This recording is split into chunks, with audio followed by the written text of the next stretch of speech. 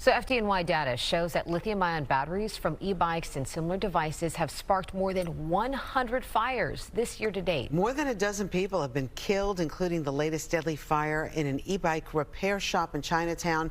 It claimed the lives of 4 people. Joining us right now is the FDNY Commissioner Laura Kavanagh. Thank you so much for being on Good Day New York. I see that you and your men and women of the department are out there going to these bike shops and doing like spot investigations. Yeah, exactly. We're handling both 311 calls from the public, but also we're proactively going to bike shops we know about and bike shops that we've written violations in the past to make sure that they're complying with the advice we had given them when we were there in the past. So I know you're taking these batteries out. I saw that yesterday. But I mean, the cat's out of the bag. I mean, the city council allowed this to happen. These bikes, e-bikes, are unlicensed. Forget about how some of them are reckless on the streets of New York.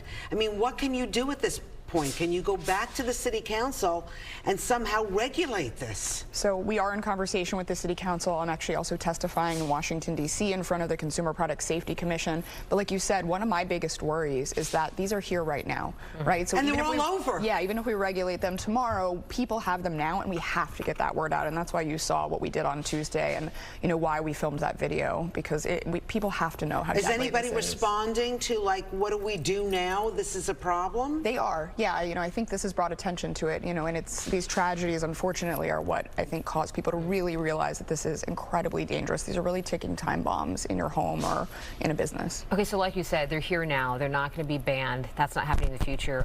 What are the rules and regulations in terms of, like, what's illegal, what's not? Because you have a room full of 7 e-bikes, bunch of batteries. Is that legal? And then it gets to maybe 10 e-bikes. That's illegal. How does that work? So they say what we really want people to watch out for is make sure you have a UL certified device. Do not tamper with the device. I can't emphasize that enough. The battery you saw burst into flames when it was brought out of this shop, that had been tampered with. That makes even a certified battery incredibly dangerous. And then keep them spaced apart. You know, don't have them plugged in when you're not there. All of those things will make, you know, having one of these much safer. But I'd also say call us. Like, please call 311. Members of the public don't need to determine if this is safe. We will do that for them. I think a lot of the issue, too, is a lot of people are buying these refurbished batteries because they're a little bit cheaper. But the thing is that you look at what Uber Eats made last year, almost $11 billion in revenue, and they don't have the money to buy their delivery workers new batteries. It's a little bit upsetting, but also, where's the pressure on these tech companies? Are you willing to take on tech companies like Uber Eats, Seamless, and hold them to a higher standard? Absolutely. I think that's why you've seen, you know, me really raising the alarm. You know, we wanted to do education. We hoped people would heed our warning seeing this. But it's not the people, it is the companies now. Yeah, it's very clear people are not. And so you've seen us, you know, we're writing more criminal summons. You know, we're doing these Can you write raids. that for the companies? I don't know about that, but, you know, we have spoken to them. You know, we are in conversation. The mayor's office has convened a task force, and so, like you said, we have to come at this from every angle. It's clearly not enough simply to educate the delivery workers. We have to come to the industry, to the feds, to the city council until this is, you know, eliminated. So I know that the fire department is encouraging people. Well, NYCHA is going to start putting some e-bike charging stations outside the NYCHA buildings.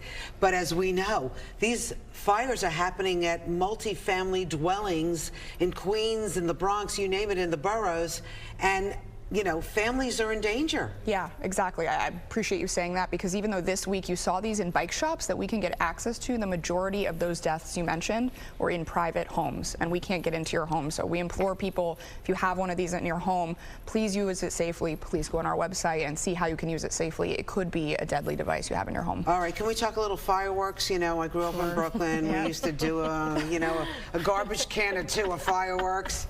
Didn't always end well. Why are you telling her that? She can't. It's statute of limitations. Yeah, I think the statute was expired. Okay.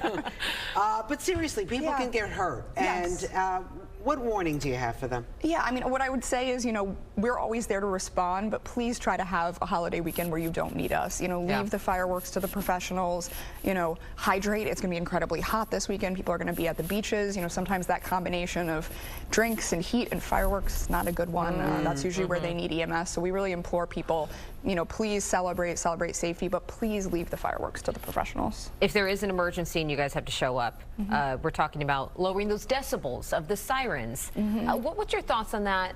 Obviously, we know it's so loud. Sometimes it's hurtful for the people nearby, but it's also helpful to get people to move out of the way. We have actually moved to the rumblers over the last couple of years, and we find that those are both more effective for having people move out of the way, but they're a little bit less annoying. So the firefighters union, they're getting ready to file a lawsuit against the FDNY after that terrible fire on Staten Island where a firefighter was injured and things got really out of control. They're saying that they're hoping that the FDNY staffs properly every firehouse 24/7. Is there a problem now? What's going on with that? So I can't comment on the litigation, obviously, but anytime we have a close call, which that was such a close call for our members, we look closely at what happened. We see whether or not we need to change any procedures. Our #1 goal is always to keep our members safe, so we'll be doing that there as well. Do we know if that firehouse was staffed properly? Did they have enough men and women? So it was staffed properly. They were referring to a company was at their medicals that day, which is common practice. But again, we're always, when we have a close call, we're always going to look and see whether or not we need to make an adjustment, even if it's something that we've always been doing. Okay. Fire Commissioner Laura Kavanagh, always appreciate you coming on. Great. Good luck with those e-bikes. I'm telling you. Happy July 4th. No fireworks in a trash. No, I've given up that part of my life. I now just appreciate Are you sure? it. Even after a few tequilas? Somebody had fireworks last night on the Upper East Side. Was that the mayor? I don't think so. Okay. Looked like it was coming from Gracie Mansion. No comment. Thanks okay, so just much. checking.